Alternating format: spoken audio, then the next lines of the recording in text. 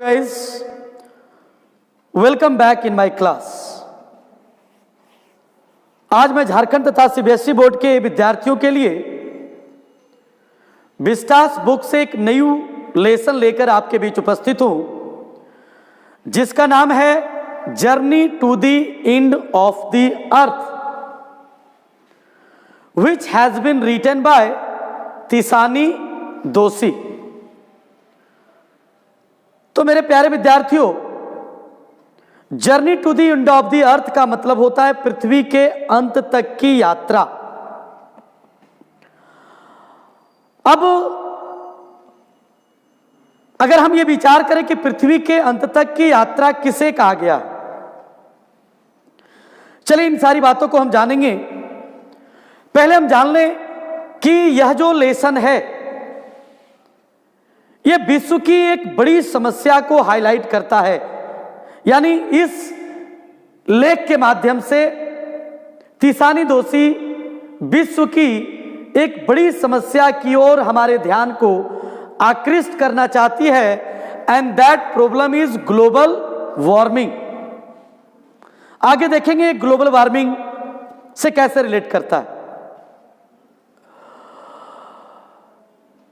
इस कहानी में तिसानी दोषी ने अपनी एक यात्रा का वर्णन किया है। वो कहती है, नाउ डायरेक्टली हम लोग स्टोरी पर आते हैं कि एक बार की बात है कि when I got opportunity to visit the journey to the end of the earth, एक बार मुझे पृथ्वी के अंत तक की यात्रा करने का अवसर मिला। और याद रखेंगे, ऑब्जेक्टिव पॉइंट ऑफ व्यू से ये सारे क्वेश्चंस आपके लिए इंपॉर्टेंट हो सकते हैं। एकेडमिक सोकैल्स्की, ये रशियन रिसर्च वेसल यानी बोट, वो कहती है कि रसिया के एक रिसर्च वेसल जिसका नाम एकेडमिक सोकैल्स्की है, जैसे बच्चों आप लोग जानते होंगे टाइटैनिक एक जहाज का नाम है, उसी प्रकार रसिया की एक रिसर्च टीम है और उसके बोट का नाम है एकेडमिक सोकैल्स्की। उस बोट के माध्यम से मुझे ये यात्रा करने का अवसर मिला। और तिसानी दोषी कहती है कि माई जर्नी बिगेन 30.09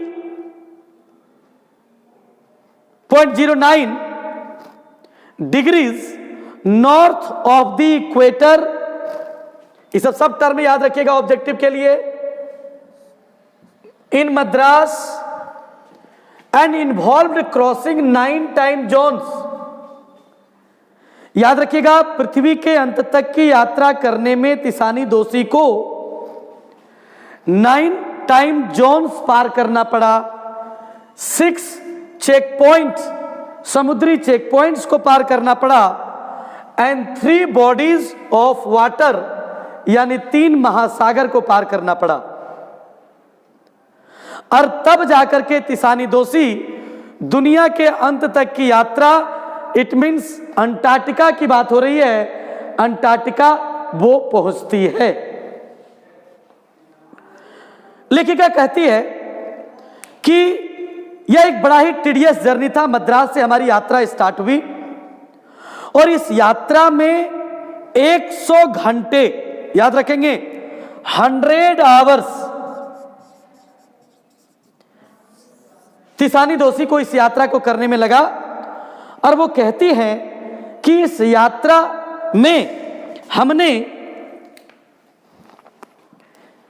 यातायात के सारे साधन, कार से, एरोप्लेन से, शिप से, सब जगह गई, सब चीजों, सारे साधनों का प्रयोग किया इस यात्रा में हम लोगों ने। और तब जाकर के हम लोग अंटार्कटिका पहुंचे। और जब वो अंटार्कटिका की धरती पर जाती है, वो कहती है कि अंटार्कटिका जो दुनिया का सबसे ड्राइएस्ट, कोल्डेस्ट और वाइंडेस्ट, 3 वर्ड याद रखेंगे, ड्राइएस्ट,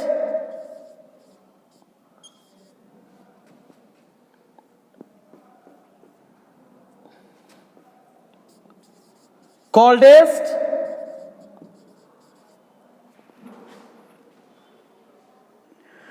ध्यान दीजिएगा, वो बताती हैं कि दुनिया का ड्राइएस्ट, कोल्डेस्ट, वाइंडेस्ट प्लेस है वो, यानी सबसे ज्यादा सूखा प्रदेश, सबसे ठंडा और सबसे तेज हवा चलने वाली वो जगह है। प्यारे बच्चों, आपको पता है कि अंटार्कटिका एक महादेश है, लेकिन यह जानकर के बड़ा आपको आश्चर्य होगा कि अंटार्कटिका आज भी एक ऐसा प्लेस है जहां मानव समुदाय नहीं हुआ है, वहां मानव समाज का डेवलपमेंट वहां नहीं हुआ है। क्यों?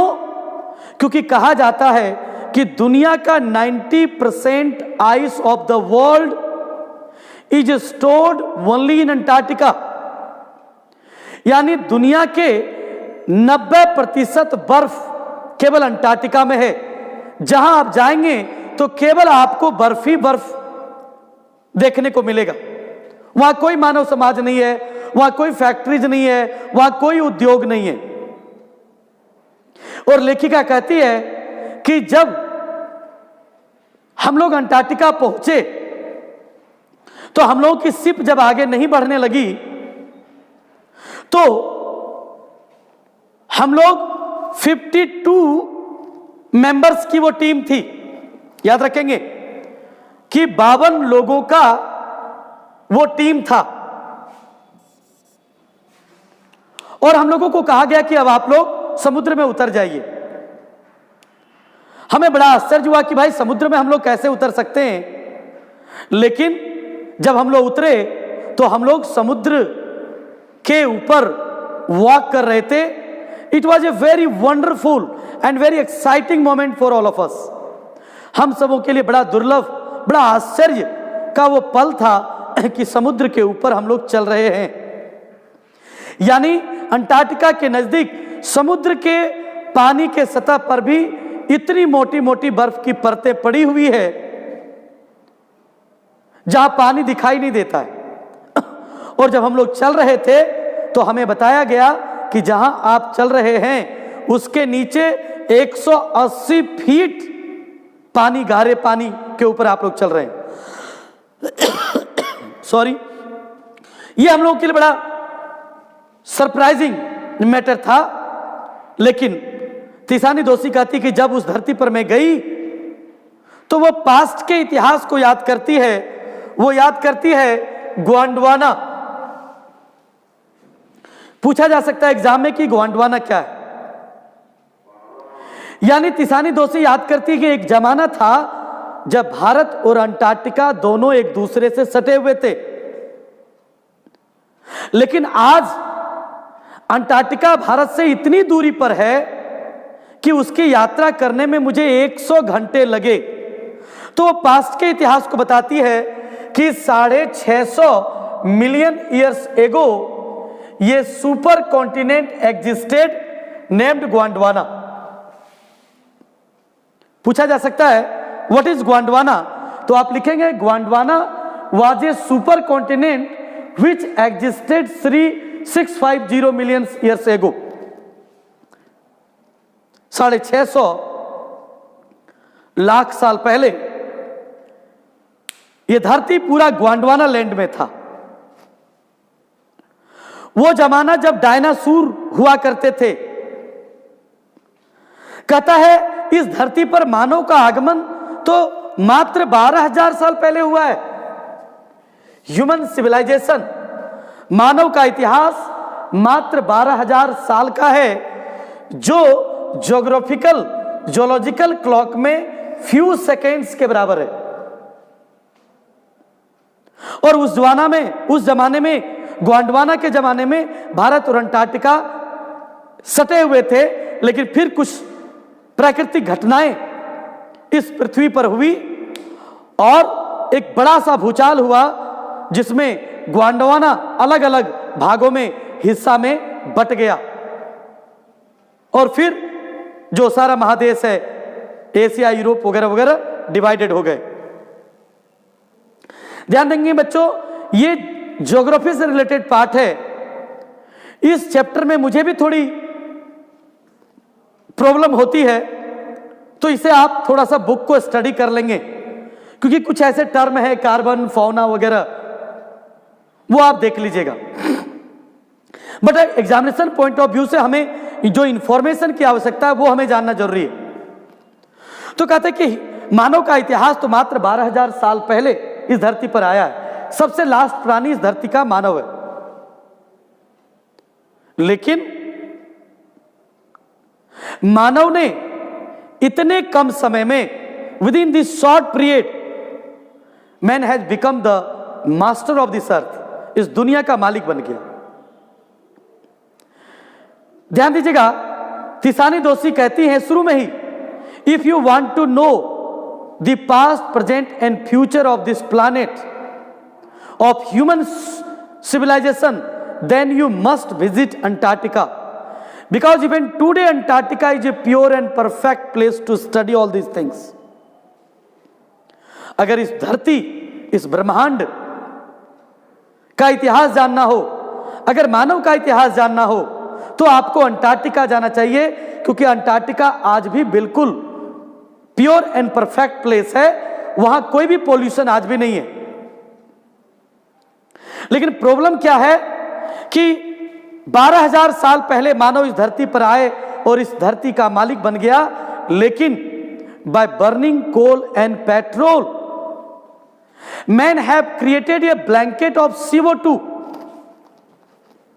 याद रखेंगे, created a blanket of CO2।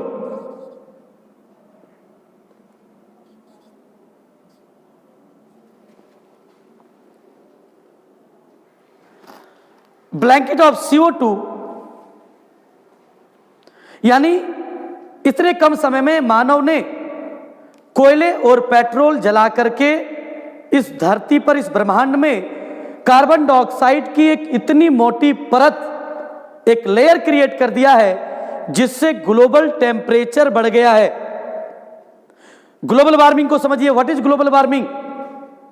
The temperature of the world has increased because men have created a blanket of CO2 gas,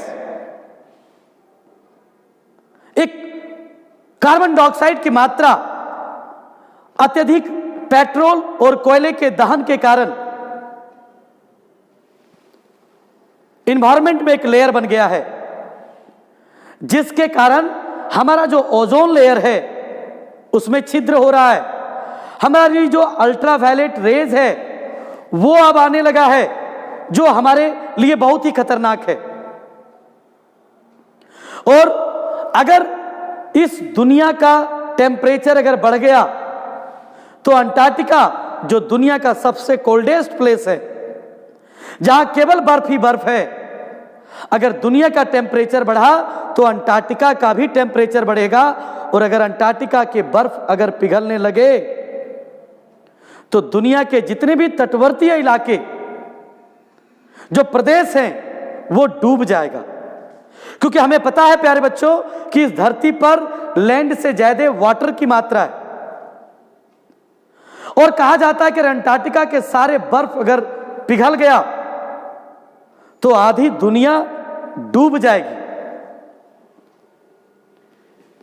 यही है ग्लोबल वार्मिंग का थ्रेट पूरी दुनिया को।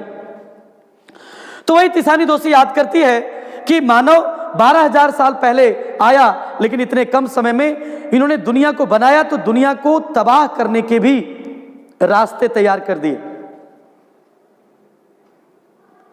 और तब लेखिका हमें बताती है कि स्टूडेंट ऑन आइस एक प्रोग्राम है, जिसके हेड जॉफ ग्रीन, याद रखेंगे, जो एक कैनेडियन है।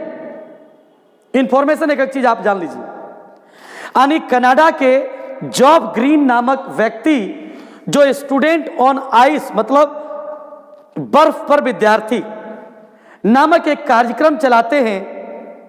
और इस कार्यक्रम का उद्देश्य journey to the end of the earth को ऑर्गेनाइज करना है, यानी एक ऐसे शैक्षणिक परिभ्रमण का आयोजन करना है जो अंटार्कटिका तक ले जाता है। किसे ले जाता है? हाई स्कूल के स्टूडेंट्स को फिर एक क्वेश्चन यहां राइज होता है कि why does Job Green only include high school students in his excursion student on ice program. तो याद रखिएगा, जॉब ग्रीन का मानना था कि इस यात्रा पर कोई सेलिब्रिटी को ले जाना बेकार की बातें करना है। अगर हम आज के विद्यार्थी को दुनिया की सच्चाई से अगर मैं परिचय करा दूं, तो the students of today is the future of tomorrow, they are the policy maker of tomorrow, what they learn today they will practise it tomorrow. Job Green का मानना है अगर हम विद्यार्थियों को अगर मैसेज दे दें, दुनिया के वास्तविक घटनाओं से परिचय करा दें, तो आने वाले समय का भविष्य मेकर, पॉलिसी मेकर आज के विद्यार्थी ही हैं। इसलिए आज वो जो सीखेंगे आने वाले समय में उसके लिए वो नीति निर्धारण करेंगे, नियम बनाएंगे, रास्ते ढूंढेंगे।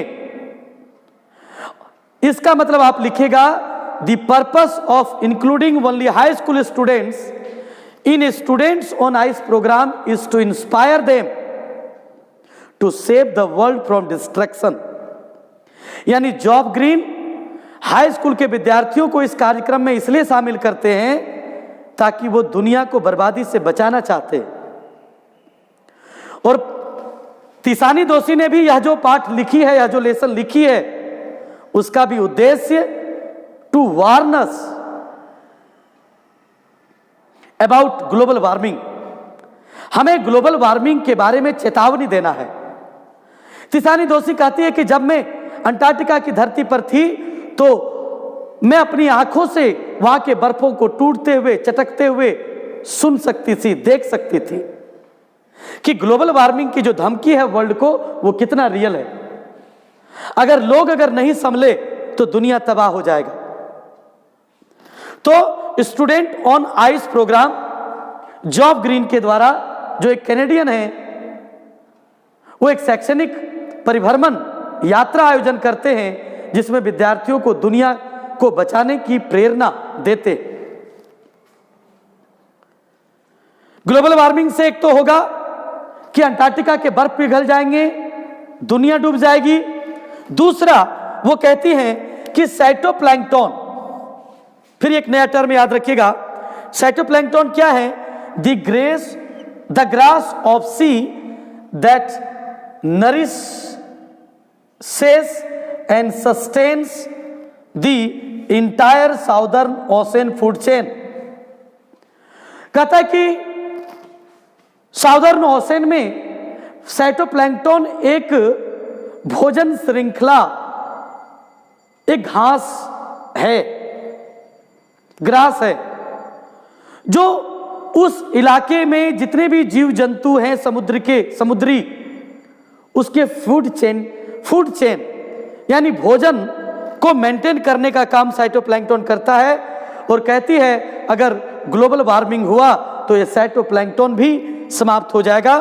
अगर टेम्परेचर बढ़ा उन इलाकों में तो ये समाप्त हो जाएगा। तो जितने भी जीव जंतु हैं उस इलाके में, उसके लिए भी खतरा उत्पन्न हो सकता है। इसलिए लेखिका हमें एक मैसेज देती है, take care of the small things and the big things will fall into places. छोटे छोटे चीजों का अगर आप ध्यान रखो तो बड़ा चीज अपने आप हो जाता है। यानी तिसानी दोषी इस लेख के माध्यम से दुनिया के सारे लोगों से अपील करती है कि छोटा छोटा ही काम करना है, लेकिन ग्लोबल वार्मिंग कोई एक आदमी, कोई एक देश समाप्त नहीं कर सकता है। जब हम सब मिलकर के एक सामूहिक प्रयास करेंगे, छोटे छोटे चीजों पर ध्यान देंगे, तो ऑटोमेटिक हमारा वातावरण प्योर होगा और ग्लोबल वार्मिंग के खतरे से हम इस धरती को बचा पाएंगे। यानी हम सबों को पेड़ लगाने। प्यारे बच्चों, इसी कहावत के द्वारा मैं आपको जीवन की एक बड़ी सीख देना चाहता हूं कि छोटी छोटी चीज हमारे जीवन में बड़ा परिवर्तन कैसे लाता है। कहते हैं कि एक बार की बात है कि गांधी जी स्वतंत्रता आंदोलन की तैयारी जब कर रहे थे तो चंदा मांगने के लिए एक सेठ के घर पर गए। गांधी जी को किसी ने बताया कि बड़ा सेठ है, उसके पास बड़ा पैसा है, तो चलिए उससे कुछ चंदा लिया जाए, क्योंकि कोई भी कार्यक्रम चंदा लेकर के ही ऑर्गेनाइज किया जाता है। गांधी जी अपनी पूरी टीम के साथ वहां गए और जैसे ही गांधी जी उस सेठ के घर में प्रवेश किए अपने टीम के साथ, तो गांधी जी ने देखा वो आदमी एक बच्चे को पीट रहा है। गांधी जी को यह बताया गया कि सर, जो आदमी बच्चे को पीट रहा है ना, वही सेठ है जिसके पास हम लोग चंदा मांगने आए हैं, और वो अपने बेटे को पीट रहा है। तो गांधी जी ने पूछा कि भाई क्यों पीट रहा है? तो उसने बताया कि उसका बेटा एक माचिस का तिल्ली लेकर के छुर छुर, याद है ना बचपन में हम लोग भी करते थे, बच्चों को माचिस की तिल्ली जलाने में बड़ा मजा आता है, तो वो कर रहा था, इसलिए उसको पीट रहा है। गांधी जी ने अपने टीम को कहा कि भैया जितना जल्दी हो वापस लौटो, गलत जगह आ गए हम लोग। जो आदमी एक माचिस की तिल्ली जलाने पर अपने बेटे को इतना पीट सकता है, उस जमाने में एक माचिस की कीमत मुश्किल से 5 या 10 पैसा रहा होगा, वो हमें चंदा देगा? चलो भागो जल्दी से। और सब लोग निकलने लगे, तभी उस सेठ की नजर पड़ी। उन्होंने कहा कि क्या बात है भाई साहब, आप लोग आए और चल दिए? गांधी जी ने कहा कि माफ कीजिएगा, हम लोग गलत एड्रेस पर आ गए। उस सेठ ने कहा कि नहीं भैया, आप लोग अगर आए हो तो जरूर कोई पर्पस होगा, प्लीज बिना बताए तो मत जाइए। गांधी जी ने कहा कि सॉरी, ऐसा कोई बात नहीं है, प्लीज हमें जाने दीजिए। लेकिन सेठ ने जिद कर दिया। तो गांधी जी ने कहा कि भैया क्या करूं, आपके पास रुक करके आप जानना चाहते हो तो सुनो, हम सारे लोग आपके पास चंदा इकट्ठा करने के लिए आए थे, चंदा मांगने आए थे, क्योंकि हम लोग देश की आजादी के लिए लड़ने वाले दीवाने हैं, और इस आजादी में कुछ खर्च होते हैं तो हम लोग मांग करके इस खर्च का वहन करते हैं।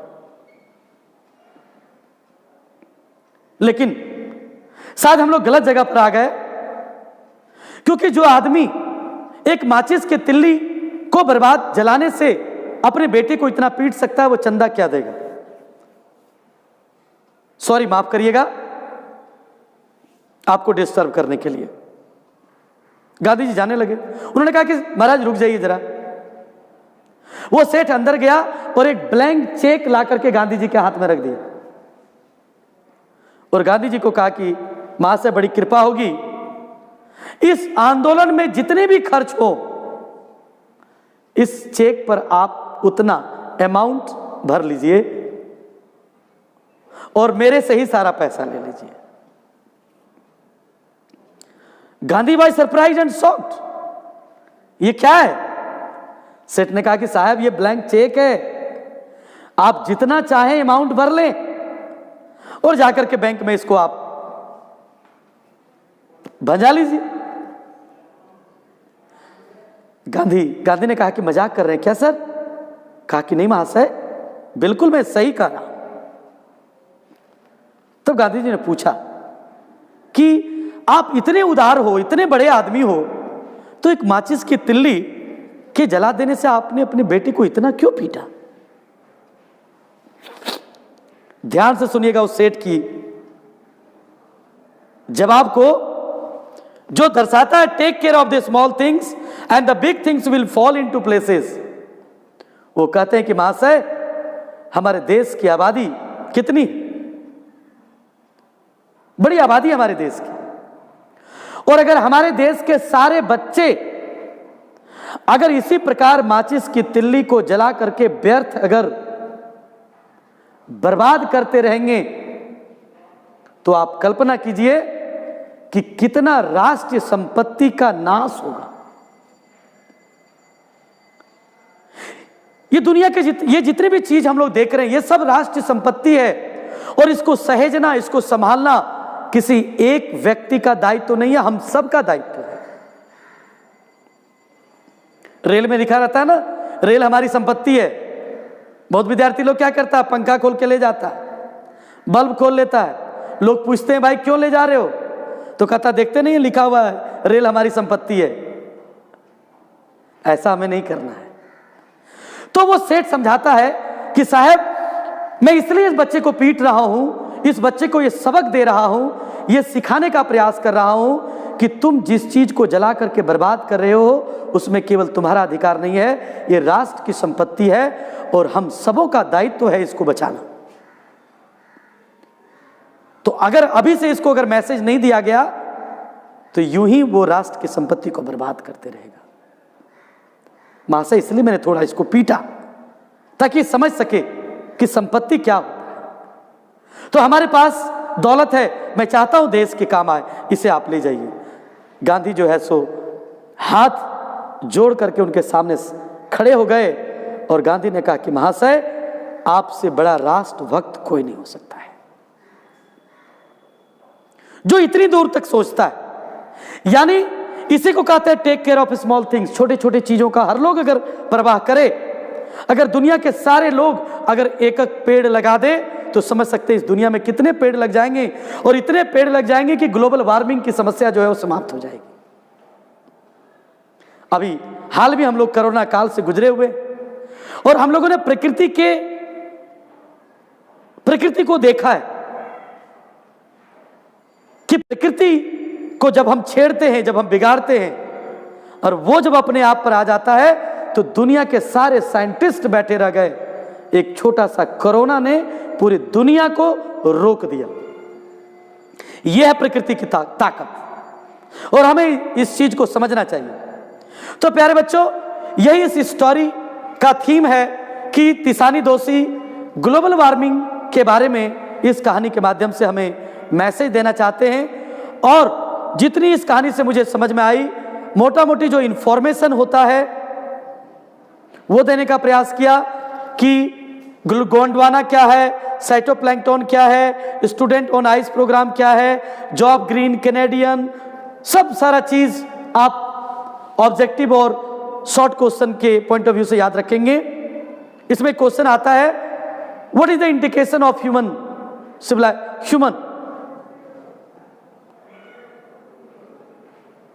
बींग्स, मानव के क्या इंडिकेशन है। तो तिसानी को दोषी कहती है the indication of human being is very dangerous. यानी मानव का जो संकेत है, मानव के समय का जो संकेत है बहुत खतरनाक है। Why? Because our resources are limited and the population is increasing rapidly. हमारी देश की जनसंख्या तीव्र गति से बढ़ रही है और हमारे संसाधन बड़े सीमित हैं। इसलिए अगर मानव अगर नहीं संभले तो आने वाला समय बड़ा दुष्कर होगा, बड़ा खतरनाक होगा, जो संभाले से भी नहीं संभलेगा। तो journey to the end of the earth का मतलब अंटार्कटिका, और इसके माध्यम से तिसानी दोषी ने हमें ग्लोबल वार्मिंग का मैसेज दी है। और शायद मैं आप लोगों को इस कहानी को समझा पाने में सफल हो पाया हूं। निश्चित रूप से आप लोगों ने एंजॉय किया होगा। मैं चाहूंगा कि आप इसका स्क्रीनशॉट लेकर के कॉपी में सारी चीजों को उतार लीजिए। चलिए, इसी के साथ थैंक यू।